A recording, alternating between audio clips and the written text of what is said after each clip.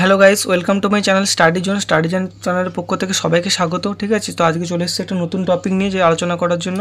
সেটা হচ্ছে সাধারণ জ্ঞান থেকে, ঠিক আছে, ভাইটাল কিছু প্রশ্ন এবং উত্তর, যেগুলো সামনের যে আপকামিং পরীক্ষাগুলো আছে, government exam, Kolkata police, West Bengal police, food SI, lady constable, WBCS, যে সমস্ত পরীক্ষাগুলো আছে, এছাড়াও আরও অনেক পরীক্ষা আছে যেগুলো সেই পরীক্ষাগুলোতে এই কোশ্চেনগুলো আসার মতো। তাই এগুলো নিয়ে আলোচনা করা হচ্ছে।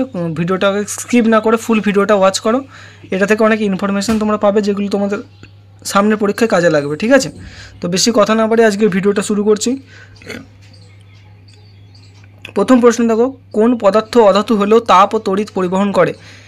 কোন পদার্থ অধাতু হলেও তাপ এবং তড়িৎ পরিবহন করে? সেটা হচ্ছে গ্রাফাইট। গ্রাফাইটের সঙ্গে তোমরা কম বেশি পরিচিত আছো।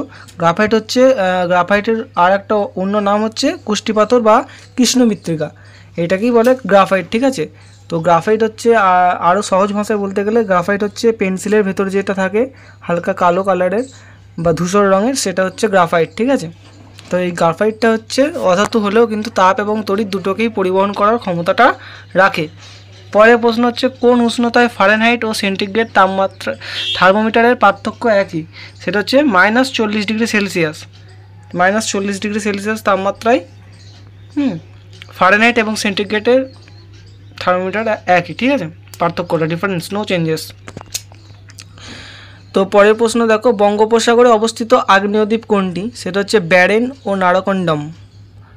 ব্যারেন এবং নারাকন্ডম হচ্ছে বঙ্গোপসাগরে অবস্থিত একমাত্র আগ্নেয়দ্বীপ।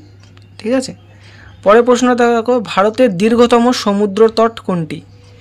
ভারতের দীর্ঘতম সমুদ্র তট হচ্ছে মারিনা ব্রিজ। ঠিক আছে, পরের প্রশ্ন দেখো, জলে ভাসে এমন ধাতুর নাম বলো। জলে ভাসে এমন ধাতুর নাম হচ্ছে লিথিয়াম ও সোডিয়াম। ঠিক আছে, এই দুটো ধাতুই কিন্তু জলেতে ভাসে। তো লিথিয়াম এবং সোডিয়াম এই দুটো ধাতুর সাথেই তোমাদের পরিচয় আছে। তো লিথিয়ামের সংকেত হচ্ছে Li, capital L small i। Lithium হচ্ছে লিথিয়ামের এটা সংকেত।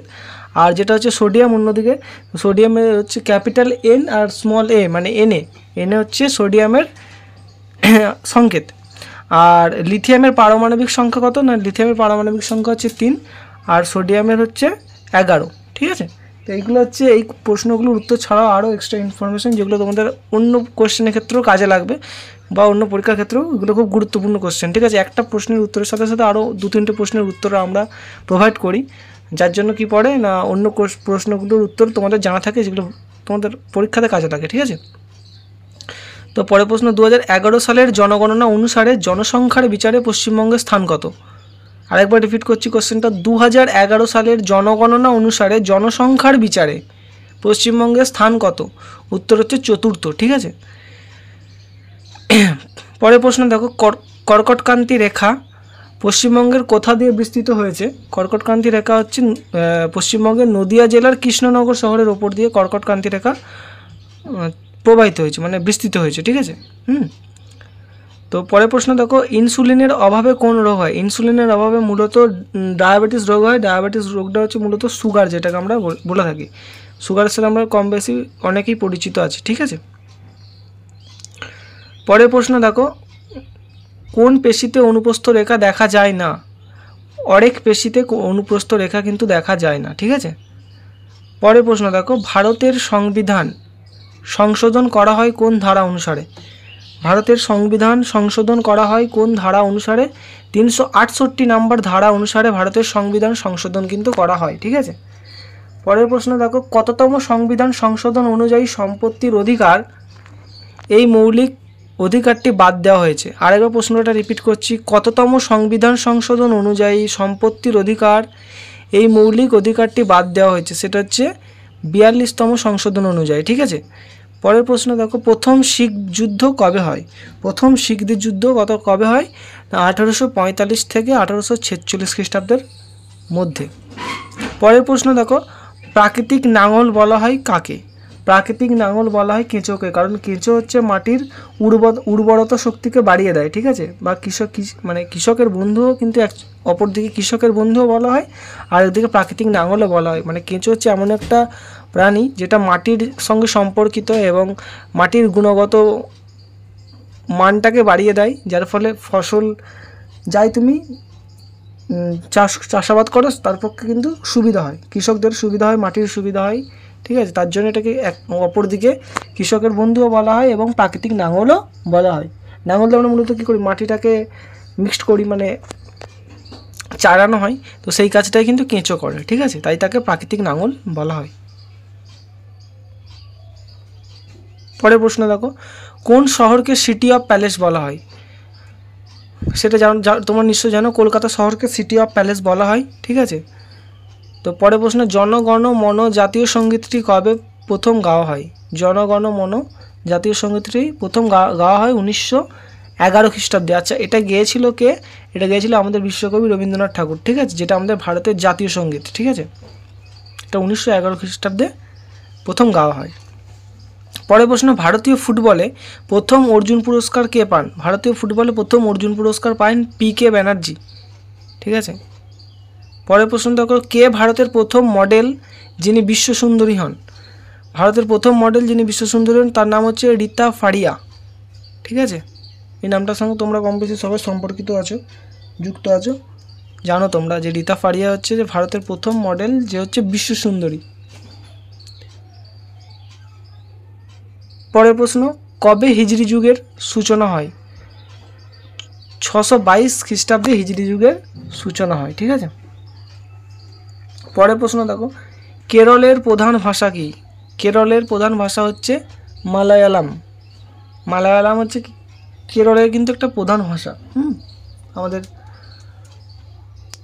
রাজ্য, একটা প্রতিবেশী একটা রাজ্য, যেটা মালায়ালাম হচ্ছে কেরলের প্রধান ভাষা। পরের প্রশ্ন, 2022 সালের রিপোর্ট অনুসারে ভারতের দূষিততম শহর কোনটি? 2022 সালের রিপোর্ট অনুসারে ভারতের দূষিততম শহর হচ্ছে দিল্লি, ঠিক আছে, যেটা আমাদের রাজধানী ভারতের। পরের প্রশ্ন, ভারতের 78তম দাবা গ্র্যান্ড মাস্টার কে হলেন? ভারতের 78তম দাবা গ্র্যান্ড মাস্টার হলেন কৌস্তভ চ্যাটার্জি। কৌস্তভ চ্যাটার্জি হচ্ছে ভারতের 78তম দাবা গ্র্যান্ড মাস্টার। পরের প্রশ্ন, জীববিজ্ঞানের জনক কে? জীববিজ্ঞানের জনক হচ্ছে অ্যারিস্টটল, ঠিক আছে। অ্যারিস্টটলকে জীববিজ্ঞানের জনক বলা হয়। নামটার সঙ্গে তোমরা কম বেশি অনেকেই পরিচিত আছো, যারা একটু জীবনবিজ্ঞানটা পড়ো বা বায়োলজিটা পড়ো তারা জানো। পরের প্রশ্ন দেখো, কোন জলজ জীবটি বাতাসে নিঃশ্বাস নেয়? সেটা হচ্ছে শুশুক। শুশুক হচ্ছে এমন একটা জলজ জীব যেটা হচ্ছে বাতাসে নিঃশ্বাস নেয়, ঠিক আছে। পরের প্রশ্ন, কোন পদ্ধতিতে প্রথম ভেড়ার নাম কি? ক্লোন পদ্ধতিতে ভেড়ার প্রথম নাম কি? ক্লোন পদ্ধতিতে ভেড়ার প্রথম নাম হচ্ছে ডলি। পরের প্রশ্ন, সবচেয়ে বড় কোষ কোনটি?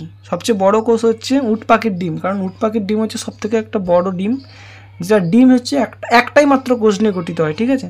তো উট পাখির ডিম যেহেতু বড়, তাই সে সবথেকে বড় কোষ হবে কি না উট পাখির ডিম। পরের প্রশ্ন দেখো, ফুলকার সাহায্যে শ্বাসকার্য চালায় কোন প্রাণী? এটা আমরা সবাই জানি, ফুলকার সাহায্যে শ্বাসকার্য চালায় মাছ, ঠিক আছে। মাছ জলের মধ্যে থাকে, ফুলকার মধ্যে শ্বাসকার্য চালায়। এখানে একটা প্রিন্টিং মিস্টেক হচ্ছে, পরের কোশ্চেনটা তয়ে বয়ে হবে, যাই হোক। ত্বকের সাহায্যে শ্বাসকার্য চালায় কে? ত্বকের সাহায্যে শ্বাসকার্য চালায় হচ্ছে কেঁচো, ঠিক আছে। কেঁচো হচ্ছে ত্বকের সাহায্যে কিন্তু শ্বাসকার্যটা চালিয়ে যায়। পরের প্রশ্ন, সাদা রক্তের বা বর্ণহীন রক্তের প্রাণী কোনটি? সাদা রক্তের বা বর্ণহীন রক্তের প্রাণী হচ্ছে তেলাপোকা। তেলাপোকা হচ্ছে সাদা বা বর্ণহীন রক্তের একটা প্রাণী। পরের কোশ্চেন দেখো, প্রাণী কোষের পাওয়ার হাউস বলা হয় কাকে? প্রাণী কোষের পাওয়ার হাউস বলা হয় কাকে? প্রাণী কোষের পাওয়ার হাউস বলা হয় মাইটোকন্ড্রিয়াকে। মাইটোকন্ড্রিয়াকে প্রাণী কোষের পাওয়ার হাউস বলা হয়, ঠিক আছে। তো এটাই ছিল আজকে আমাদের আলোচ্য বিষয়। এই প্রশ্নগুলো খুবই ইম্পর্টেন্ট, এগুলো কিন্তু আগের বছর তার আগের বছর পরীক্ষার কোশ্চেন থেকে নেওয়া প্রশ্ন, এগুলো বারংবার পরীক্ষায় এসে থাকে জেনারেল নলেজের পার্টটা থেকে। তো এই প্রশ্নগুলো আলোচনা করলাম তোমাদের সামনে এই কারণেই, যাতে তোমাদের হেল্প হয়। তোমাদের আপকামিং যে এক্সামগুলো আছে এই ধরনের কোশ্চেনই সচরাচর জেনারেল নলেজ পার্টটা থেকে এসে থাকে। তো এই প্রশ্নগুলো আমরা আমাদের চ্যানেলে যেই ভিডিওগুলো দেওয়া হবে জেনারেল নলেজের বা আদার্স যে সমস্ত ভিডিও দেওয়া হবে তোমরা ফলো করতে থাকো, তোমাদের নিশ্চয়ই পরীক্ষা বেটার হবে, ঠিক আছে, এটা আমরা আশা রাখি। তো আর বেশি কথা না বাড়িয়ে আমাদের স্টাডি জোন চ্যানেলটাকে সাবস্ক্রাইব করতে ভুলো না, ঠিক আছে। Thanks for watching this video. আর যদি ভালো লেগে থাকে ভিডিওটাকে একটা লাইক, কমেন্ট, শেয়ার এবং সাবস্ক্রাইব করে দিও। পাশে থাকা বেল আইকনটাকে দাবিয়ে দিও, যাতে তোমাদের পরবর্তী আসা ভিডিওগুলো তোমাদের কাছে সবার আগে পৌঁছে যায়, ঠিক আছে? তো এই ভিডিওটা তোমার বন্ধুবান্ধবদের মধ্যেও শেয়ার করে দাও, যাতে তাদেরও মানে হেল্প হয়, ঠিক আছে? আর তোমরা কী ধরনের ভিডিও চাইছো সেটা তোমরা কমেন্ট বক্সে জানাও। এটা তোমাদেরকে বারবারই প্রত্যেকটা ভিডিওতেই বলা হচ্ছে যে তোমাদের যে কমেন্ট বক্সটা রয়েছে সেখানে তোমরা কী ধরনের ভিডিও চাইছো, কী টপিকের উপর বেসিক্যালি চাইছো, সেই ভিডিও মানে সেই ভিডিওর জাস্ট আমাদের টপিকগুলো আমাদের বলে দাও, আমরা সেই মতো ভিডিও তোমাদের কাছে নিয়ে আসার চেষ্টা করছি যতটা সাধ্য মতো। তো আশা করছি পেয়েও যাবে, কমেন্ট করতে থাকো, আশা করছি পেয়ে যাবে, ঠিক আছে? তো আজকের মতো এই পর্যন্তই।